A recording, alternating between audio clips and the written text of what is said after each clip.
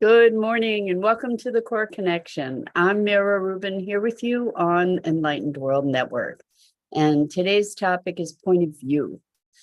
The point of view from which we observe or experience a situation can shift our perception of ourselves and shift our emotional state. So before we get into it, it'll be a good conversation, but let's take a minute or two to get present first. So let's take a deep breath in through your nose and hold it. And imagine clean, crisp oxygen flooding your lungs, flowing into your bloodstream, nourishing all your cells, all your organs, and bringing vital life energy to your body and being. And as you exhale any tension, stress, negativity, fatigue. And now let's take another deep breath in through your nose and hold it. This time, imagine brilliant, bright light lighting you up from the inside out, illuminating, electrifying, and energizing all your cells, your molecules, your electrons, creating this brilliant beam of light from your heart out into the world. And as you exhale any remaining stress, tension, negativity, fatigue. And now let's press our palms together. Vigorously rub your palms together and feel the friction and all that sensation, and allow those tickling and tingling and all those feelings to bring you present right here, right now, into this remarkable physical form that enables you to experience life. Welcome, welcome, welcome. So great to be here with you this morning. We're talking today about point of view. And this comes from a conversation I had yesterday, which it was really, really interesting. So this person had been having family members visit. And we all know with guests, we all know how it can be with guests that, guests that are there for an extended period of time, it can wear on one. And so what was being experienced was a teetering between or feeling that a teetering between wanting to support someone, help someone, and also on the other side feeling taken advantage of, feeling maybe unappreciated. And so I think that this is a really common dynamic that so many of us have experienced. And what was arising was some feelings of resentment, for not being appreciated, for not being, for a lack of reciprocity. And so the person was starting to feel bad about themselves, feeling like, well, am I being selfish? Am I being cheap? And in our conversation, we got to look at, wow, you know what? It's not about being selfish. It's not about being cheap. It's that, in fact, you've been really, really generous. And in this conversation, their whole experience of themselves and of the circumstance shifted, because in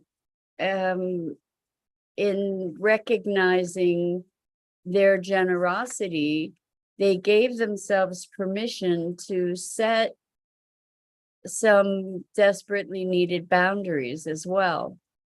And they felt good about themselves, instead of accusing themselves of being cheap, and getting or selfish, recognizing that in fact they truly had been tremendously generous. And I think, this juxtaposition viewpoint is something that we encounter in so many circumstances in our lives. We have so many opportunities to be looking at things from a different point of view. And there's so much power in that because we have, just like our other habits of behavior, we have emotional habits as well. And so an emotional habit might be thinking the worst of ourselves, or beating ourselves up, or making ourselves unimportant.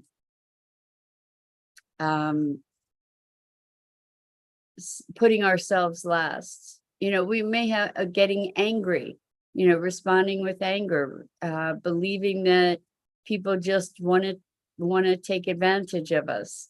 I've encountered folks who were raised to believe that people don't like you, they just are concerned with what's in your pocket, which is imagine that kind of point of view growing up and trying to relate to other human beings. Where does that leave you?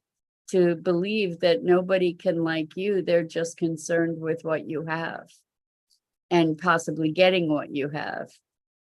So in this situation, it became a transformation to recognize that instead of beating oneself up for being not giving enough, to recognize the generosity that was actually there.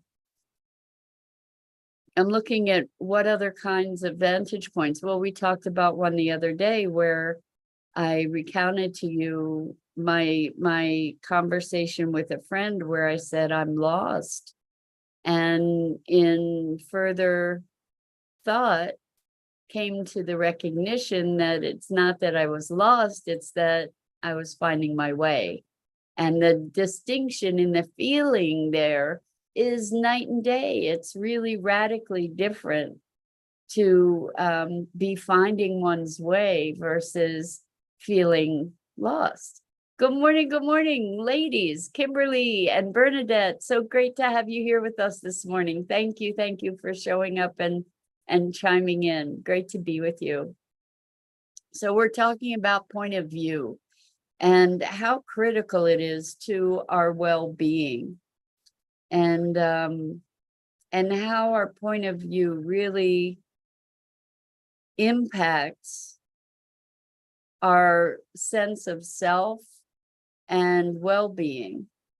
And it's how we create context, right? Context for interpreting things, the lens through which we're seeing, literally point of view. This is right here is my point of view.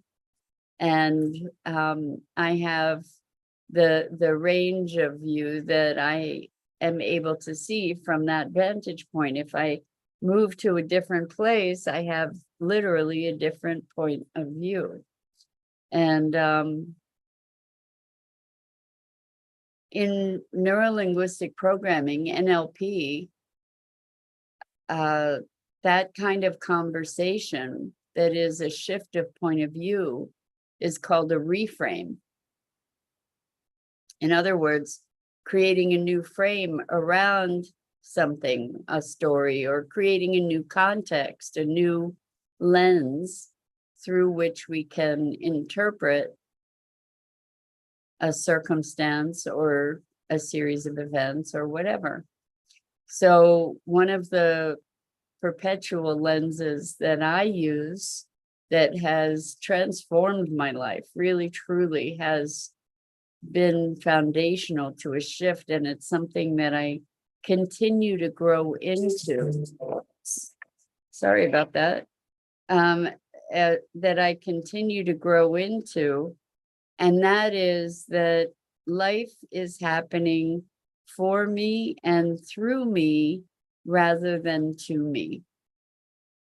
And that's a challenging place to come from, particularly when life is serving up circumstances that are painful, difficult, tragic,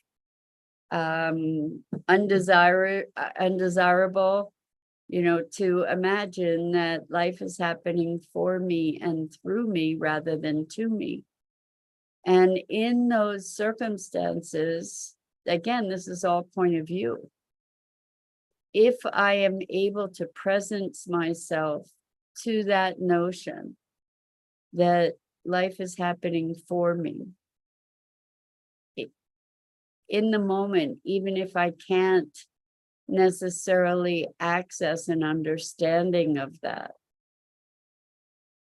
if I can maintain a faith that that is so, it allows me to go through what I go through with a deeper underlying grace. That's the only way I can think of to speak it at the moment. That even though in this moment it doesn't feel great, or it doesn't feel like it makes any sense, or it doesn't feel like it's serving me, that at some point, and I may never know, actually, I was going to say at some point I'll see that there was a gift there.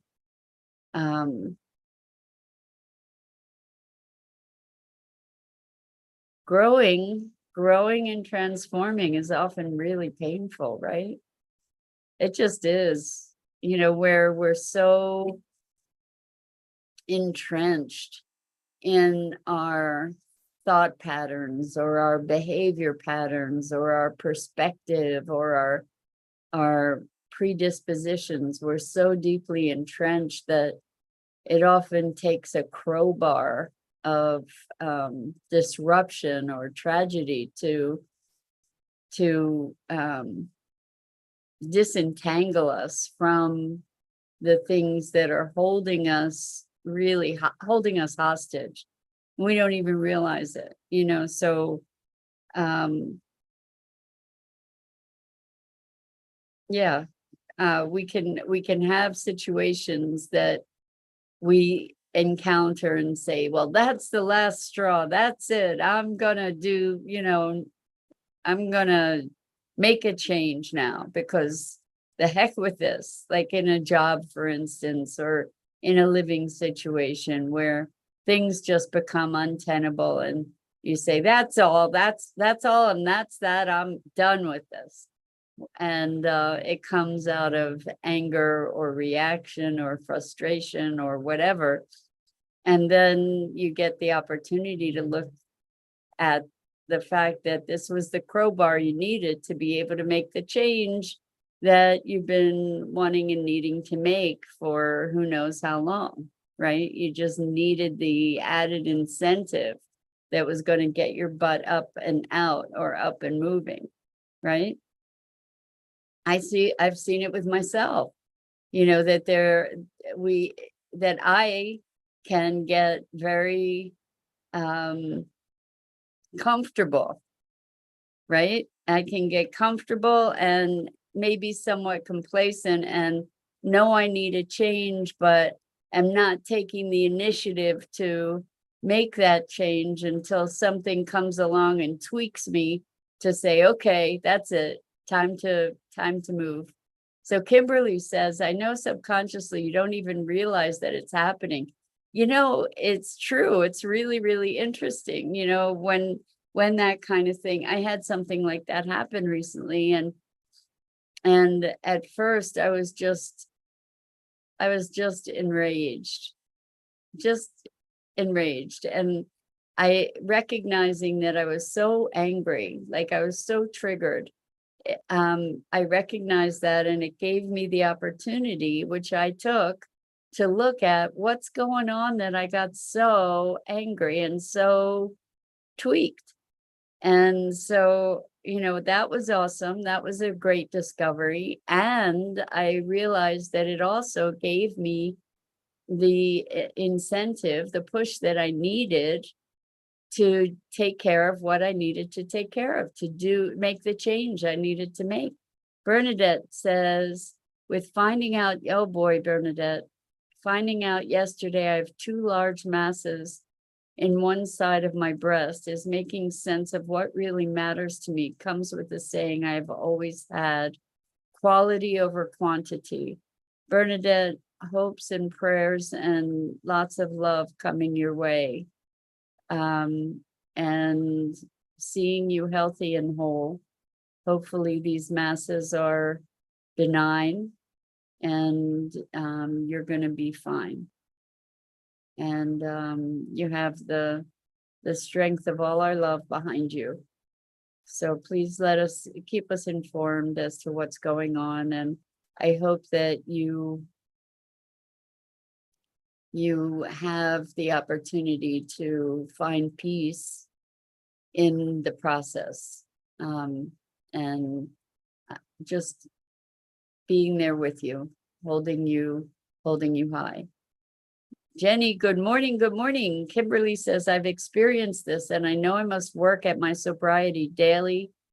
Slings and arrows can come at you. I've been working hard. Good for you, Kimberly. Congratulations. Yes, and the slings and arrows are an opportunity they're kind of tests, and they're an opportunity to be able to look at what the underlying wounds are, rather than allowing those slings and arrows to pierce to your heart. If they do, just notice as you remove them, oh, there was a wound there already. And what is that? And how can I heal that for myself? So good for you, Kimberly. Jenny. Wow.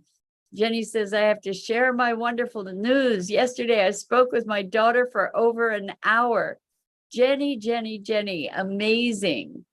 And congratulations, all the work that you've been doing, all the support you've been getting. I'm so glad to hear that you had that opportunity, and it sounds like it was a good conversation. Healing happens. Kimberly says, replying to Bernadette, oh dear, stay strong. I keep you in prayers. Bernadette says, thank you. I'll know more on the 30th. So Bernadette, please keep us informed. I am going to be away from September 1st through the 14th. So hopefully you'll be able to share with us what's going on, Bernadette, and we can be tremendously supportive of you in this journey. Jenny says, so sorry, B, I know what you mean about quality and quantity. And Kimberly says, I will. So stay strong. And Bernadette says, congratulations, Jenny. Yeah, this is a big deal, Jenny. Something shifted. Something in you shifted. That's what I'm going to say. Something in you shifted to make space for that opportunity, for the transformation that allowed you to be in communication with your daughter. So I'm so thrilled. So Jenny says, my 46th birthday is on Saturday, the 27th, and I got my wish. Well, happy birthday, Jenny. This is a beautiful, beautiful thing. So perspective, point of view, right? When we recognize that we can shift our point of view. And Jenny, I know for you, we've been talking a lot about experiencing your love for your daughter rather than the loss and the hurt. And I'm wondering if perhaps that was what you were able to do.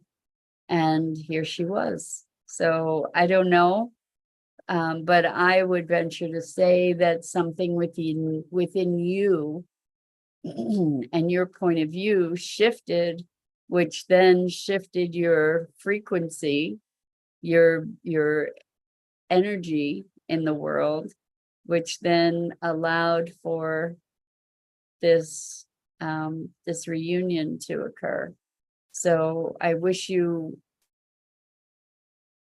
just joy and ease as you two hopefully get reconnected. So that's wonderful. I'm wondering if you guys have a sense of a situation in your own lives where a shift of point of view changed everything for you. You know, where seeing something different changed everything. This idea of a reframe. So I remember years and years ago, there was one point where I was hating my job so much that I finally said, that's it. As of the new year, I'm out of this job. And just before the end of the year, I was given sort of an ultimatum in the job that I just said no. And that was it. And the thing is, I wasn't ready for it. And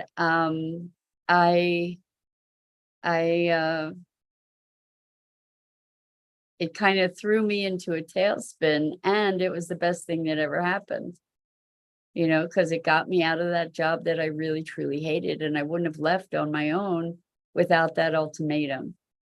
So, you know, the crowbar to shift perspective can be a really helpful thing. So Jenny says, I felt a darkness lifted from me. Jenny, I am so thrilled to hear that. That is a wonderful thing. And I would say that you made some kind of shift, and that allowed that to be the case. And I'm so thrilled for you. That's so huge. Bernadette says, may your journey, Jenny, be smooth and joyful. Yes, indeed. Indeed. So what other perspective shifts? And we talk about this a lot, you know, is the glass half full or half empty? And maybe it's both and. It's half full and it's half empty. And we get to choose the perspective, or we get to recognize that they're both true. So Kimberly says, I'm thankful for this opportunity. I shifted. You sure did, Kimberly. It sounds like you really did. And congratulations. And it's a constant series of choices. It's a constant progression. You know, our transformations are not once and done. You know, as we complete one transformation, 10 more open up for us. So Jenny says, it's time for transformation. And Jenny says, and who fills your glass? That's a great question too, Jenny. Yes, who does? Ultimately, we fill our own glasses, I think. You know, when we rely on others to fill our glass for us, then we're in for a world of pain. And because people have their own stuff that they need to handle, they can't always concern themselves with filling our glass for us, can they? So yeah, let's see. So Bernadette says, I had a lapse of turmoil when my son moved provinces away with my grandchildren. Now we have regular FaceTimes. So that's awesome. I remember when your son was moving, Bernadette, and how there was a heartbrokenness there. And I'm thrilled to hear that you have regular FaceTimes, that you have connection with each other. You know, I have more contact with people through Zoom and FaceTime than I do with people that are actually in physical proximity to me. You know, it's crazy. So, you know, I have friends that I know on Zoom that I've never physically met in person, but I consider them very much a part of my heart. It's crazy, right? Those are some of the wonderful things about technology. So Kimberly says, God and the angels. So I think that that's in response to Jenny's question, and who fills your glass? Kimberly says, God and the angels. I love it. So we do have the opportunity to be our own best friends. And that has some big ramifications. It goes into how do we treat ourselves? How do we nurture ourselves through tragedy and pain? How do we celebrate our triumphs? How do we be a good friend to ourselves? Bernadette says, had to switch from hurt to grateful to have technology that allows me possibilities. Exactly, Bernadette. So that's a beautiful change in point of view. So you were feeling hurt and maybe, loss you were feeling, and now grateful to have the technology that connects. Congratulations. Much more empowered place to be. And it is a shift of heart and mind, and it shifts your experience. Really super powerful. Jenny says, others don't have to meet your need, and depending on you for needs leads to great despair. So I think that when we are dependent upon others to make us whole, we can't be whole, because that's not something someone can do for us. And when we're whole, then we can be more present for others as well. So I think, point of view, take a look at where you're experiencing pain, and if there's a way to shift your perspective so that your experience shifts. Because circumstances are as they are, doesn't mean they're going to continue forever. And that's also a perspective, right? Is to say, this is how things are and it's always going to be that way, versus this is how things are and things can change in a heartbeat. Very different experience. So test it out and notice where you can enliven and empower yourself through shifting your vantage point, and use that tool to enrich your life and enrich your joy. So Jenny says, I believe that you have to love yourself before others can love you. Well, I do believe you have to love yourself before you can receive love from others, before you can actually experience it. Because if you don't love yourself, there's no room to believe that you could be lovable. So here's to love, here's to being willing to receive and to cultivating love and care for ourselves and for others as a result. Good morning, Dido. So good to have you here with us. Welcome. And Jenny says, yep, that's what I meant. So lots of love to all of you, and such gratitude for your sharing and your engagement. And it means everything to have you guys show up here and be willing to have these conversations and to be so authentic and vulnerable in your sharing. And I'm just so grateful to you. I can't even tell you. So I'm Mira Rubin. This is the Core Connection. And I go live here each weekday morning on the Enlightened World Network Facebook page and YouTube channel at 9 a.m. Eastern. And I invite you to please check out the other awesome programming on Enlightened World Network, EWN One with the Earth, and Enlightened World Living. And until next time, so